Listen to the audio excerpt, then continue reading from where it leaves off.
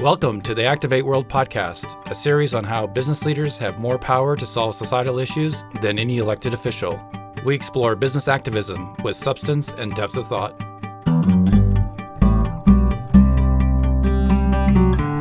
Emily Cherniack is joining us today. She's the founder and executive director of New Politics. Emily, welcome to Activate World. Thank you for having me. It's an honor to be here. We are excited to get your insight on this past election. Before we get into that, tell us about your background and what led you to start New Politics, as well as your mission. Sure. So I was not political at all. I was a youth worker. And then I got pulled onto a U.S. Senate race when my former boss, Alan Casey, who co-founded City Year, decided to run in Massachusetts. And he asked me to join his campaign. And I sort of, so I said yes, because I wanted to be helpful. And then that campaign experience, I felt like, in the movie The Matrix, when he swallowed the red pill, because this entire world appeared before me that I didn't know existed. And I saw this crazy kind of broken system of the campaign world. There are significant barriers to entry. It's counterintuitive. And so it's really hard for people to figure out. And so through that experience, I realized, two things. One is that elected leadership matters, who's in office, who make decisions about our community and country really matter. And that there are the barriers to prevent transformative servant leaders from running for office are steep. And so I thought about New Politics as a way to recruit and support those incredible leaders. Because I say the lack of, leadership in our politics is not for a lack of leadership in our country, right? They're out there, but we just need to bring them into the system. So that sort of was what inspired New Politics. As you look back on the past election, what was your big takeaway? I think it demonstrated to me that, voters really rallied behind proven leaders, who are authentic and they lead with courage, integrity, and empathy. And who really, I think the common narrative was around putting country first, right? Country over politics. And so I just think that resonated with voters on both sides of the aisle. And I think that's a takeaway from this election cycle. What were some of the lessons learned from the specific races that you were involved in? Yeah, I think what we learned, that candidates matter. When you have sort of exceptional leaders with the backgrounds that our candidates had, candidates like Christy Houlihan in Pennsylvania, who was a former Teach for America alum and veteran, Mikey Sherrill in New Jersey, a former Navy pilot, Max Rose in New York, an Army veteran, and Jason Crow as well in the Army in Colorado. They all really ran in places that were tough races. And I think they were able to build bipartisan coalitions because of their A, authenticity, and B, their values, as I said, around courage and integrity and empathy. And also because they were really about that narrative of country first. I think, we learned that candidates really matter and their message matters. And that you can build a politics that unites us and not divides us.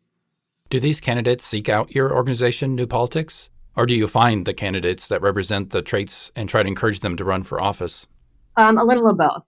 We are always obsessively recruiting and trying to identify talent.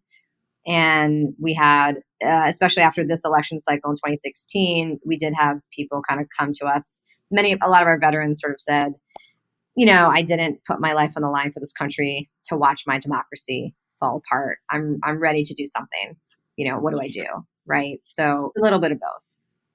In the past election, which of your candidates stood out in their wins and which stood out in their losses?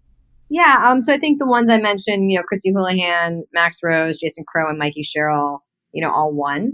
I think we're going to see, they are amazing transformative leaders, and we're going to see a lot from them when they take office, and excited for the impact that they'll make and the change that they'll make. I think, we had a couple races where we were so close. Dan Feehan in Minnesota and Dan McCready in North Carolina, both came within a few thousand votes.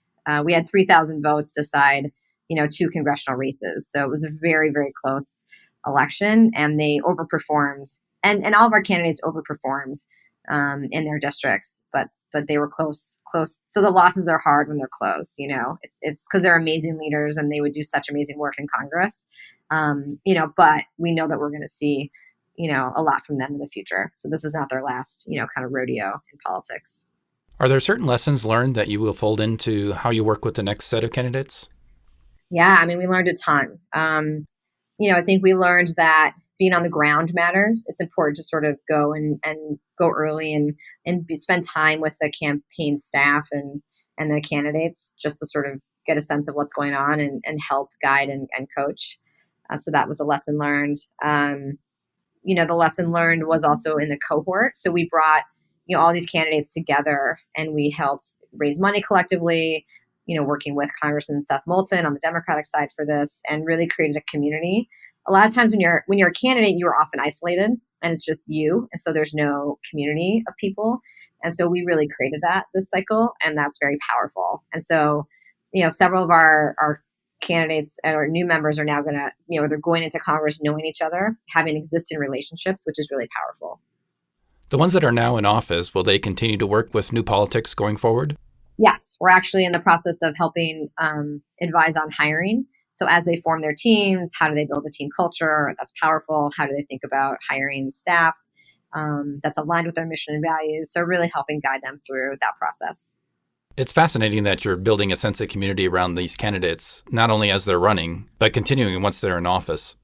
Yeah, it's incredible. Another thing about this past election is that there were a lot of firsts. In Colorado, we have the first gay governor. We have the first Muslims that were elected to the U.S. House. And we have the youngest elected U.S. rep from New York. What's your view on how diversity played a role in the election, and will it continue to win? I think in general, representation matters, and our Congress should reflect its people. And as our country, grows and changes, our Congress should reflect that. We have the oldest Congress in history, and so I think we will continue to keep changing the makeup of Congress in the next election cycles to come. So I think it's great. I think there's still a lot of work to do, and we're excited to be part of that change to do it. Does diversity play a role in how you recruit candidates? It's important for us to have a representative group of people. There are barriers to entry that impact women and people of color specifically. And so we're really aware of that. We helped Juana Matias, who ran for Congress in Massachusetts for the open seat when Congresswoman Tsongas retired. She did not win the primary, but she was the first Latina to run for federal office in the history of Massachusetts. And she came in, third place, raised the least amount of money, and did exceptionally well. And so, yes, we absolutely believe that. And our community is diverse. The military and AmeriCorps and Peace Corps programs are very diverse. So for us, it's about how do we recruit the best leaders and make sure that we can help break down the barriers to entry into politics. There were a few propositions that some CEOs got involved in. In San Francisco, it was Proposition C, dealing with homelessness. Mark Benioff got very active in supporting that tax.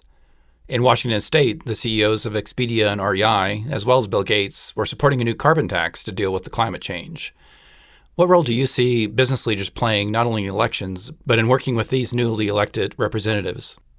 Yeah, I mean, look, I think it takes a village to create change.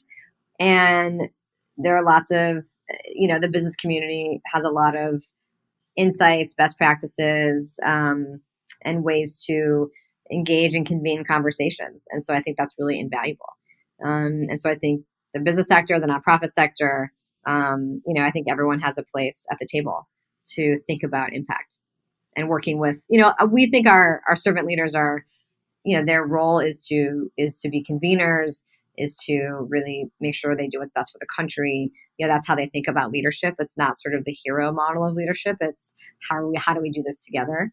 And so I think the business community and other sectors play a really key role in working with elected officials to shape our country's political and policy agenda. That servant leadership attitude is an important principle in your organization, New Politics. Why is that? So we think that people who have served, not everyone, we don't, just because someone did service doesn't mean that they're a servant leader, right? But the people who have served in their formative years between 18 and 27, their first job experience taught them leadership, in particular around how to lead and build a team, how to work with people from different backgrounds and different ideologies, and how to problem solve in innovative environments, right? And so we think that those leadership skills are really invaluable in political life. And so that's sort of why we start with people with service backgrounds, because of that. Their first quote unquote job experience really taught them those lessons. And so their framing is really about how do we do what's best for all of us. Do you see a trend of renewed focus on servant leadership in our politics? I mean, I think we really are sort of have been advocating for that for several years now. So I think, and our candidates really talk about servant leadership. And so we're hoping that becomes part of the political lexicon, that servant leadership and a way of serving to be about others and, something bigger than yourself, I think is important to talk about in a political frame. Looking at this past election, what promise or concerns do you see with millennials and Generation Z? I mean, I think that, from what I've read, I'm certainly not an expert, but the data shows that the youth vote was very high. I read somewhere that it was 400% above what it was, which is incredible.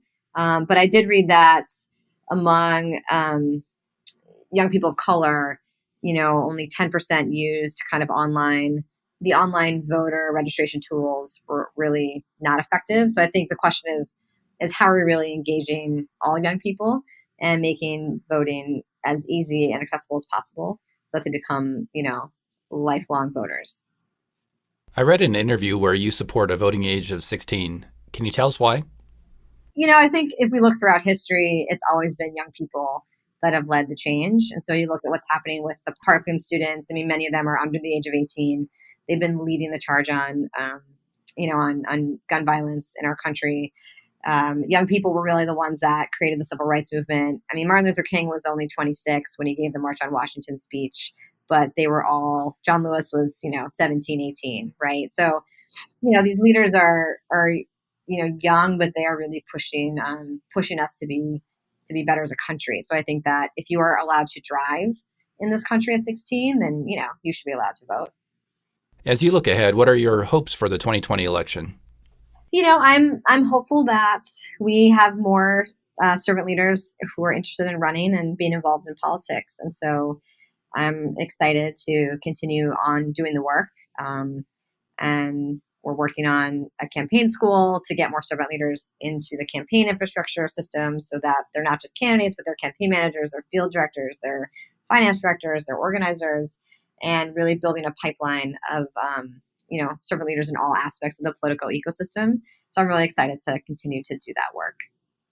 And on the other side of that, what are your fears for the 2020 election?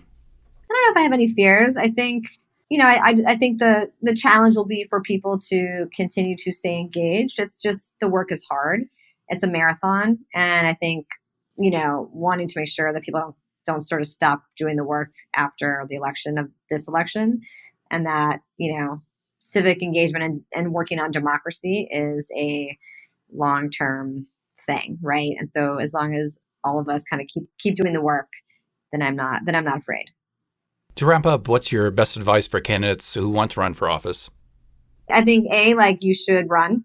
We need more people like you in politics. And I think it's okay to have honest conversations about what you're afraid of.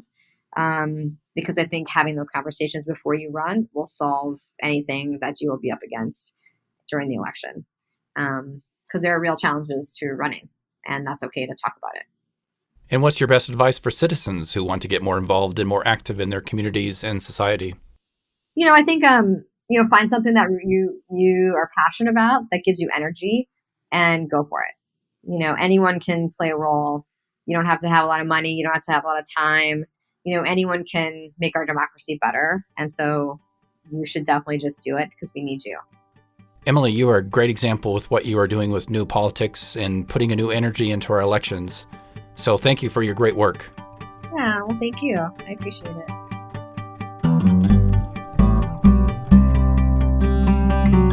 Listeners, we'd love to hear from you. How might diversity continue to win in future elections? And how do you think servant leadership can change our politics?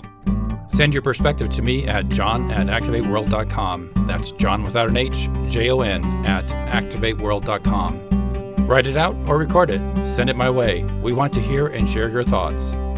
Be sure to tell your friends and colleagues about the Activate World podcast. Encourage them to subscribe, listen, and share from their favorite podcast platform: Apple, Google, Spotify, iHeartRadio, and others. And join us next time as we explore a new model of impact investing with Kyle Lukianek, president of Good Returns. Activate World is a team endeavor. Special thanks to Kayla Waldstein and Kent Nutt. Music by Jason Goodyear. For Activate World, I'm John Mertz.